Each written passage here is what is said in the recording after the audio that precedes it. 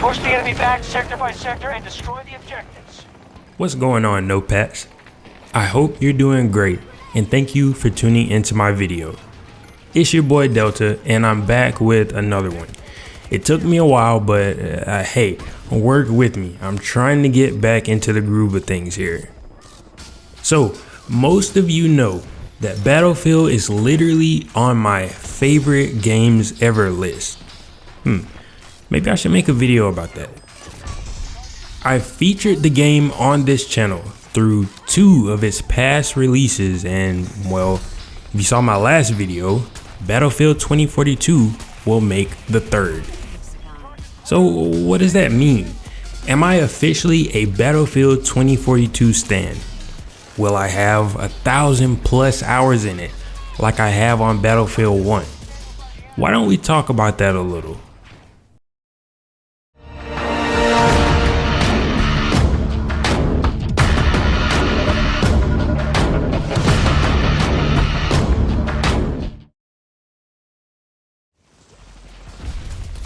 What you see before your eyes here is, of course, some Battlefield 2042 128 player offensive rush on the map Hourglass. I'm playing with a very hardcore medic loadout using the operator Falk, where I'm basically only focusing on keeping the team alive, and I end up with very few kills this game. This match is a pretty good look into how I, quote, sweat, unquote, when I'm playing medic, which is arguably my best class across all battlefields. When I am trying, there aren't very many players who can top me, and as you'll watch the gameplay, you'll probably see why. The last time I mentioned the words Battlefield 2042 on this channel was in this video, which was a while ago. And in that video, I talked about crossplay being put into this game, which was news at the time. Since that video, I pre-ordered the game, tried the beta when it came out for a few minutes, and I'll just be real, I uninstalled it, and I'm pretty sure I didn't even download the real game, let alone play it, until I got back from Poland, which was a little over a year ago. Oh boy, every time I reference time and I have to use the word year, I die a little inside. Anyways, what caused me to uninstall the beta and just leave the game high and dry in general? Let's cut to the chase. If you didn't experience the release of this game when it first came out, it was an absolute shit show. This game was a dumpster fire. That's not even like an opinion. The game was ass. Listen to me. We're talking about the absolute basic functions of a game. Not just this game, a game not being present. The beta was more like an alpha, and the full release was more like a beta. If you want to know more about the state this game was in at release, check out this in-depth review by Angry Joe. He is a great YouTuber that I've watched for ages. I highly recommend all of his content. On top of 2042 lacking absolute basic functions like a scoreboard, chat, etc. in the beginning, a big reason I put the game down was because the game was and still is a pretty big deviation from the classic Battlefield formula. Now, I could probably make an entire video on the concept of this, but there is a fine line between innovation and reinventing the wheel, and I feel like most game studios have an incredibly tough time with this concept today. The thing is, if you're gonna take a leap of faith and make core changes to a game, you have got to be on point completely. I don't know if you guys remember, but in this video here on the screen, I talked about some of the new info that we got at that point in time. In the next video, where I gave my opinion on some of these enormous changes, I said that it is very risky to do what they're doing, but it could work amazingly if they did them correctly. Keywords, did them correctly.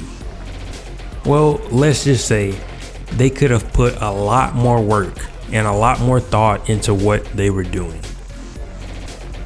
So in that aforementioned video, one of the things I talked about is how they would be getting rid of the traditional class system of medic, support, scout, and engineer. The reality is they did and didn't do that at the same time. What they did was introduce unique operators with different abilities who each fall under a traditional medic, support, scout, or engineer category. As far as why they did this, we can speculate all day. But if you ask me, one of the reasons was to try to bring in players from games like Apex Legends. I feel pretty confident in saying that the majority of veteran Battlefield players did not want this change. It was completely unnecessary and not asked for. One of my favorite sayings is, if it ain't broke, don't fix it. And there was nothing broken about the classic formula that was already in place. I would have much preferred to have normal factions as we've had in all other Battlefields, you know, where we play as some basic ass Russian, Chinese, or US troops. Or, check this out, let us create our own characters and give them whatever appearance we want. The argument that, oh, how would you be able to tell enemies from friendlies? That shit has long gone out the window. The fact that 10 people in a match can be running around as the same operator on opposing teams makes that point completely moot. When you have 10 of the same operators that can set up Gatling gun turrets, or 10 that have unlimited ammo controllable rockets, or 10 that can literally fly across the map and drop C4 on vehicles, it creates possibly the biggest issue I have, which is balancing. The game is just not balanced when it comes to these operators and their abilities, something that could have been completely avoided had the original formula been stuck with. The next deviation, no campaign. Now, oh boy, I'm not gonna talk a lot about this in this video, and that's because I have already described to a T exactly what took place with 2042. What you mean? You ain't described nothing about 2042's campaign. Oh, on the contraire, Farmer Joe, on the contraire. 4 years ago, holy fuck, I cannot believe it's been that long. Anyways, 4 years ago, I uploaded this Have a Chat video titled, "Should multiplayer games still have campaigns?" And whether you have seen it or not, I highly encourage you to go watch it after this video. I'm not trying to make an old video popular or get some extra views. Come on, like, I think it's pretty apparent that shit is going out the window by now. But anyway, that video has an incredibly important subject, and it's something that I think we need to be keeping in mind and holding these developers accountable for. Seriously, please watch it or rewatch it, and don't be afraid to necro an old video and leave your input on it. The bottom line is, they told us that this game wouldn't have a campaign, and instead the story of the game would be told through the wonderful multiplayer, and well, that just wasn't true. It wasn't true, not even in the slightest. It's sad, painful even, because they try to include all of these little quotes and interview segments and stuff in the match loading screens, where the operators talk about their kids or living on some boat somewhere, and you genuinely have no clue what the fuck they're talking about. Another change, Nobody asked for it. There's no server browser for regular multiplayer. Like, why?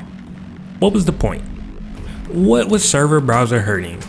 Who stormed EA or DICE headquarters and was like, server browser needs to go right now? Who? Because there is no server browser, we have to play the game using these provided playlists, which most of the time, I'm not gonna lie, it's not a huge issue. But my point still stands. What was server browser hurting? You're just changing stuff just for the sake of changing it. Better hope the specific game mode you like is in the playlist at the time. Oh, you want to play some absolutely insane 128 player rush like what you see in this gameplay? Too bad, you gotta wait until it's back. Make no mistake, there are more irks that I have with this game, but this isn't a review. So I'm sure you're wondering, why am I still playing it? Well, that can be answered in a few parts. First of all, I would like to say and give credit where credit is due. EA DICE have corrected an enormous amount of issues that this game had in beta and at release. The game you see right now is an entirely different game than when 2042 was in beta stage. That's not even an exaggeration.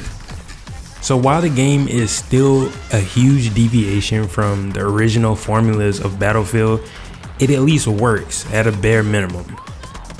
The second part really plays into the next one, but in spite of everything I've mentioned so far, the game is pretty fun. I still get enjoyment from playing it. Is it Battlefield 3? No.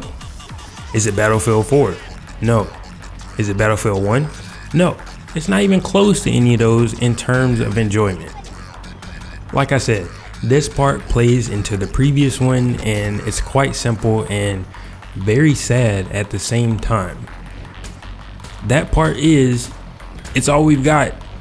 I am still playing this game because it is all we've got to play. Now I know I've made an entire video in the past about playing old games, which I still do, but the reality is you can only play an old game so much. I've been playing Battlefield 4 for 11 years, Battlefield 1 for 7, and I can't even play Battlefield 3 comfortably because it's just so old.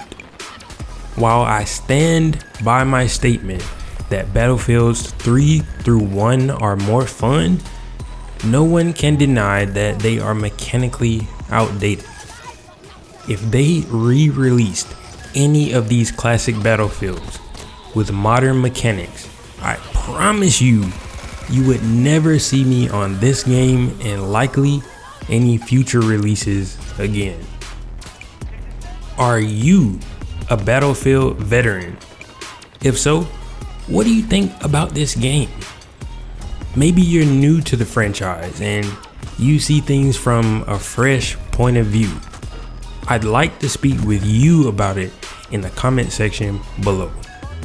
If you enjoyed getting my take on the latest incarnation of one of my favorite game series, leaving a thumbs up will let me know and help this video get out to other awesome notepads like yourself. To see more of my content, make sure you've hit that subscribe button with the bell icon, which will let you know when I upload again. Thank you for watching, and I hope you come back sometime. Good work. The enemy is bugging out. We've won.